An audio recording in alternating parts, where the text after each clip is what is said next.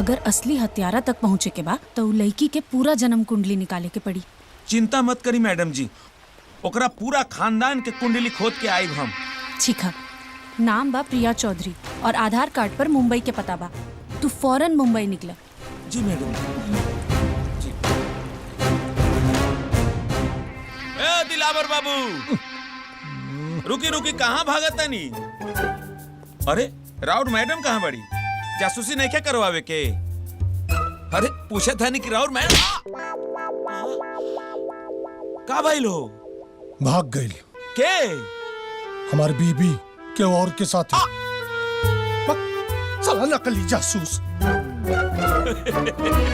सर ललन सिन्हा का phone trekking पर है मगर स्विच ऑफ है, इसलिए कुछ पता नहीं चल रहा है कि वो कहाँ छुपा है इस समय। और फोर्स बढ़ा दो।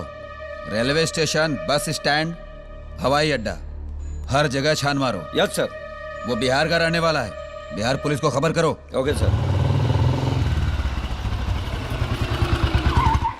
प्रणाम चाचा। खुश रहा बेटा। ललन सिन्हा दमन से हिले कि ना? ना तब 2-3 दिन से फोनो बंद बा। ठीक बा, बाद में आवता नहीं।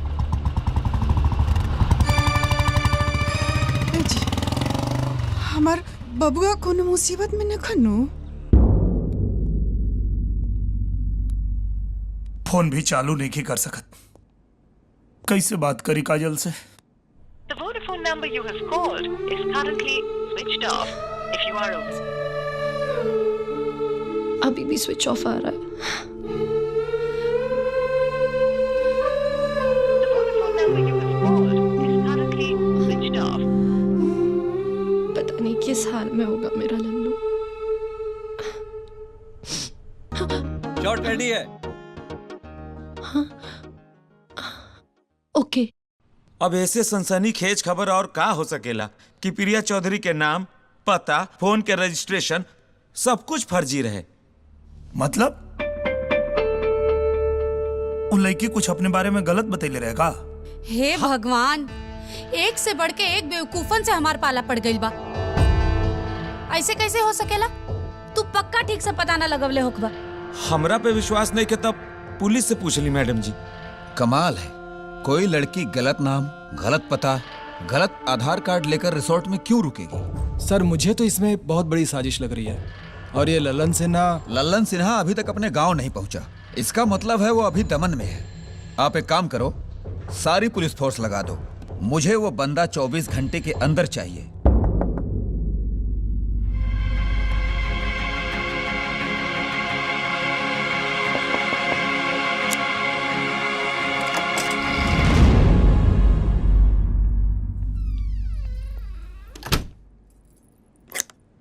हाई ल, एके शर्ट पैंट कबले पहिरबा, एके पहिन ल।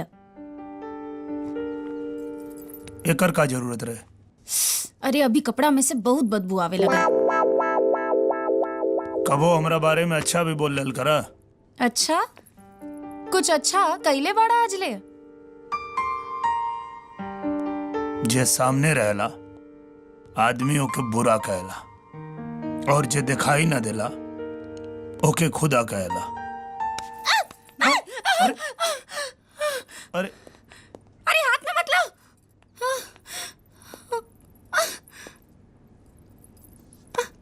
हाथ से काहे उठा लेला?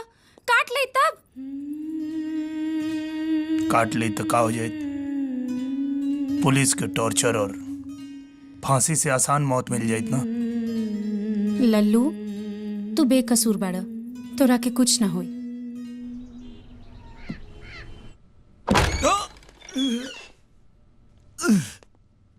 साला घर है कि चिड़िया खाना? बाथरूम में नहीं खे को।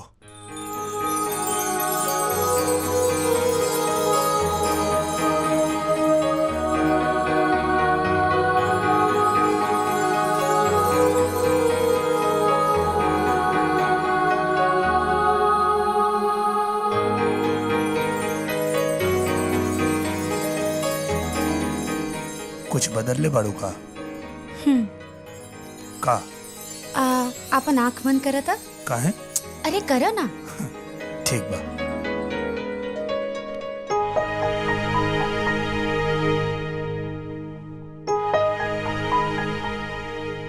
ब्रीज? ब्रीज रोज, गुलाब के निखार वाला नया ब्रीज। अच्छा, यही से गम का तारू। जा जल्दी से तू नहा ला, तू गम के लगवा। एने बाथरूम बा? ठीक।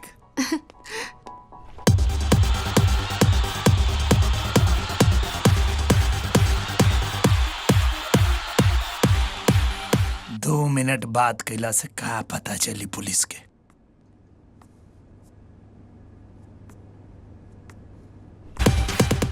मैडम लल्लू का फोन आया। सर 1 minute. Cut it. Hello Lallu, कहाँ हो तुम? मैंने तुम्हें कितना फोन ट्राई किया। तुम ठीक तो हो ना? कुछ ठीक नहीं किया, हम यहाँ बुरी तरह फंस गए बानी। अच्छा सुनो लल्लू, 10 तारीख को 1 बजे की फ्लाइट से मैं दमन आ रही हूँ। वैसे तुम हो कहाँ? जौना लड़की के हम पानी पी पी के गरिया आवत रहनी, कोसत रहनी, का ना कहनी हम ओकरा से बदला लेवे खातिर। वह बेचारी हमार जान बचावतिया। कौन? दिव्या? हाँ दिव्या। हमरा खातिर कपड़ा, खाना, तौलिया, मंजन, साबुन, एक एक सामान लिया के देले बिया।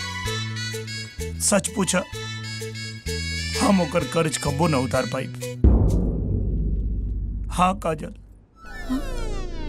तू जल्दी से आ। हेलो हेलो लल्लू,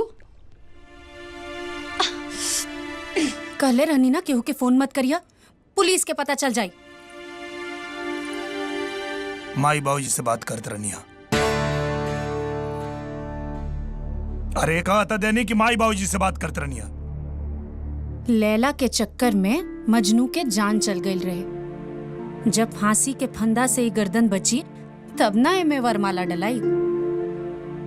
फसल न रहती तो जवाब देती तो रखे। का बड़बड़ाता रहा? कुछ ना, माई बाबूजी के याद करतानी। अच्छा लो, हमरा फोन से बात कर लो। और यहाँ का चला था कुछ बताइए मत, ना तो घबरा जाए लोग। लो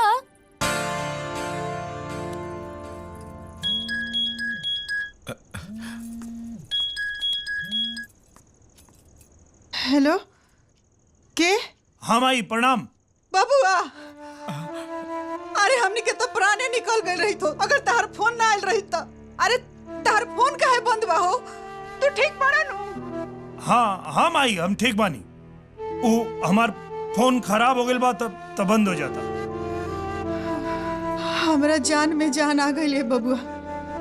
बरम बाबा तहर ख्याल रखस। अच्छा ये बताओ, तू कब आवत रह? काजल से बात भइल कि ना तहर? लगे होकस तो तनी बात करा दो। हेलो हेलो माई। हेलो हेलो बबुआ, आवाज नहीं क्या आवाज? बबुआ हम बाद में फोन करता नहीं। बबुआ का भइल? कट गइल फोन। झूठ काहे बोलला कि आवाज नहीं खे आवत? माई से बतियावे में हमके रोआई आवत रहे। अरे मिस्टर लल्लन, तोहरे जैसन बहादुर आदमी कब्बो हिम्मत हारेला का? देखिए, तू एकदम सही सलामत पहुंचबा अपना माई बाबूजी के पास। सर, ललन का मोबाइल कल रात को ऑन था, फिर स्विच ऑफ हो गया। मोबाइल की लोकेशन क्या थी? नानी दमन। नानी दमन? वो तो अमीरों का इलाका है, गांव का आदमी वहां? सुनो, एक काम करो, हर तरफ अपने आदमियों को लगा दो, पूरा एरिया को घेर लो। सर, रिजॉर्ट के मालिक रघुनंदन का बंगला भी वहीं पर है। क्या?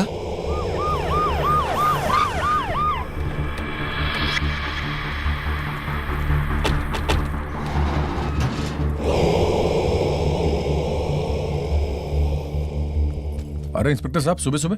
वो क्या है कि कल रात लल्लू के मोबाइल का लोकेशन आपके एरिया में ट्रेस हुआ है, उसी सिलसिले में आपके पास आना पड़ा। हो सकता है वो मुझसे मिलने की कोशिश कर रहा। बहरहाल, अगर वो मुझको मिल गया ना, तो उसको मैं घसीटते हुए आपके पास ले आऊंगा। मुझे आपसे यही उम्मीद थी मिस्टर रघुनंदन। शुक्रिया।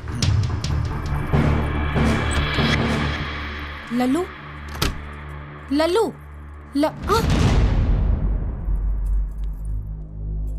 ओह गॉड, एके तो तेज बुखार है।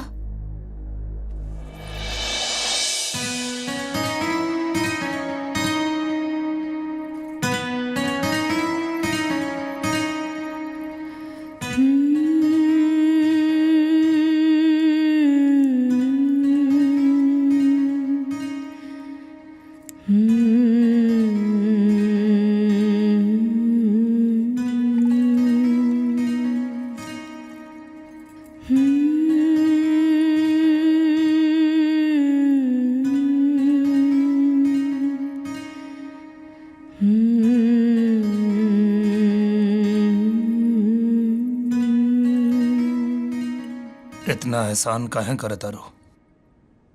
काहे की जिद्दी हई, जौन ठान लेने पूरा करेने। ठान ले ले बानी कि तोहरा के बचावे के बा, काहे कि तू बेगुनाह बाड़ा। 10 को शूटिंग खत्म हो रही है ना सैम? क्यों? लल्लू से मिलने के लिए? जब तुम सब समझते ही हो तो बार बार पूछते क्यों हो?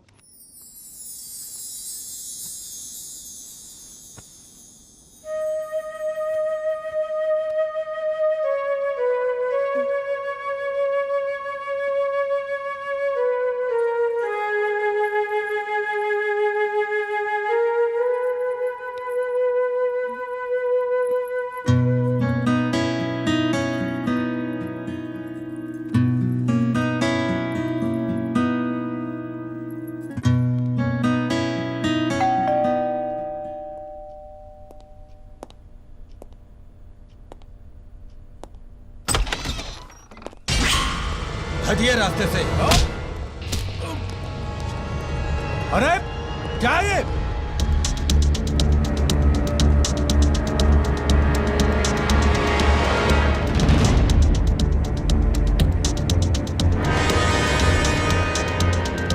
लल्लू, लल्लू भागा, यहाँ से पुलिस आ गई बा। जल्दी भागा, उठा। जल्दी जा लल्लू।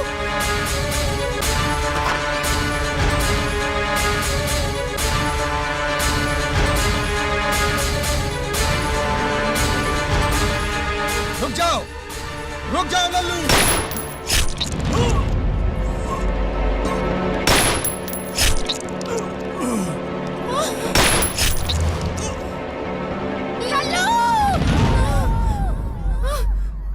हाँ भाई।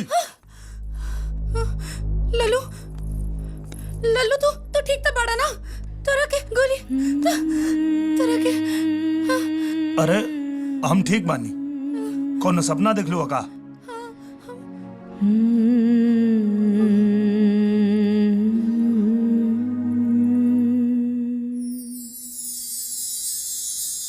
ये क्या बकवास है सैम? मुझे आज लल्लू के पास पहुंचना था और ये प्रोडक्शन वाले बता रहे हैं कि शूट और कुछ दिन है। पर इसमें मैं क्या कर सकता हूँ काजल? मैं क्या कर सकता हूँ? मैंने लल्लू से वादा किया था। लल्लू से दिमाग हटाओ और अपने काम पे ध्यान दो काजल। मेरा लल्लू वहां परेशानी में है और वैसे भी मैंने कुछ तय कर लिया है। क्या तय कर लिया है तुमने? ये खुशखबरी मैं सबसे पहले सिर्फ लल्लू को दूंगी। सोचा था आज ही, लेकिन खैर कुछ दिन और सही। काजल के फ्लाइट के टाइम हो गई यार, जल्दी करो बेटा लल्लू। अगर वो हमारे सामने आ गई ना बेटा तो छोड़, अपना गलती तो हमसे हो गई, अब क्या करें? खैर तू चिंता मत करा, भाग के जाई कहां? पुलिस पीछे लागल बा, आज ना तो कल पकड़ाइए जाई। कहां भाग के जाई? हाँ? कौन है रे?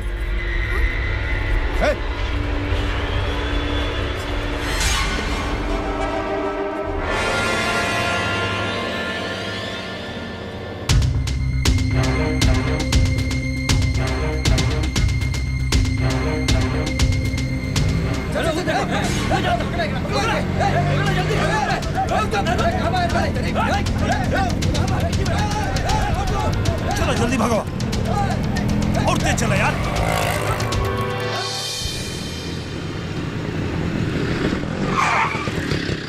तुझे दिखता नहीं है? अरे यार कैसे चला रहे? अरे अरे रुक भैया, भैया थोड़ा जल्दी लो, भैया जल्दी लो। चलो जल्दी चलो, चलो उस गाड़ी का पीछा करो। ओह शिट यार। भैया गाड़ी फास्ट लो भैया प्लीज। जल्दी जल्दी, अरे ये हमारा जीवन बर्बाद करके रख दे भैया। और तेज चलाइए।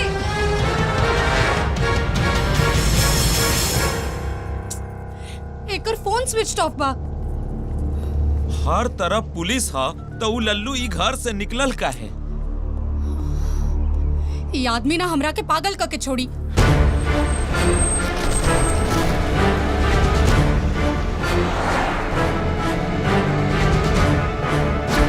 भाई यहाँ से लेफ्ट ले लो।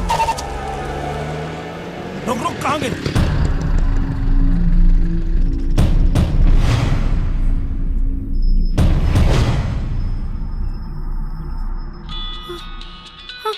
हेलो दिव्या, हेलो लल्लू, कहाँ बाड़ा तू? हम जोन कहता नहीं ध्यान से सुनो। वो प्रिया चौधरी के जिंदा देखनी है। कहाँ? प्रिया चौधरी जिंदा बिया? हाँ, हम अभी ओकरा के देखनी है। देखा, बेवकूफी तक तो ठीक रहे, अब पागल मत बना। दिव्या, हम सच कहता नहीं, वो हमरे सामने से एगो गाड़ी में बैठल है, लेकिन अभी पता न कहाँ चल गई।